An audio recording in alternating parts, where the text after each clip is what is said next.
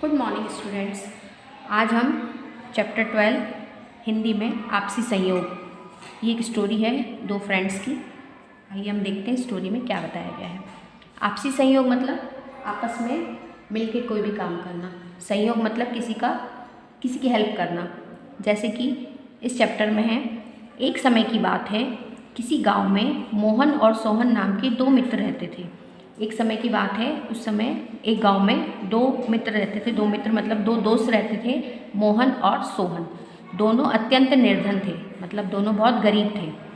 मोहन पैरों से अपाहिज था। अपाहिज मतलब वो चल नहीं सकता था। और सोहन अंधा था। अंधा मतलब उसको दिखाई नहीं देता था, ब्लाइंड था वो। फिर भी दोनों किस तरह अपना जीवन निर्वाह कर रहे थे। लेकिन तो भी दोनों अच्छे फ्रेंड थे और दोनों मिलजुल कर अपना जीवन व्यतीत कर रहे थे अच्छे से। अचानक एक दिन उस गांव में आग लग गई। एक दिन गांव में आग लग गई। आग बढ़ती ही जा रही थी। सभी लोग अपना अपना घर छोड़कर भागने लगे।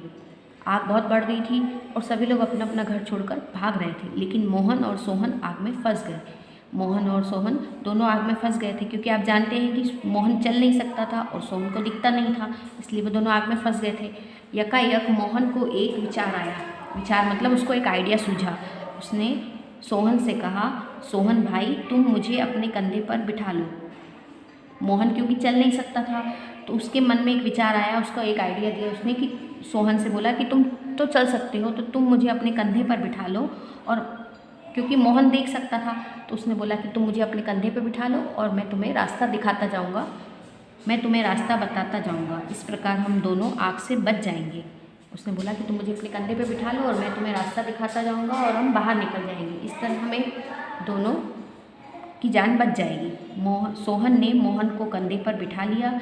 इस प्रकार मोहन सोहन को राह बताता गया। राह मतलब उसको रास्ता बताता गया और सोहन आग से बचता हुआ बाहर निकल गया। अंत में आपसी संयोग से दोनों की जान बच गई। दोनों ने मिलके काम किया।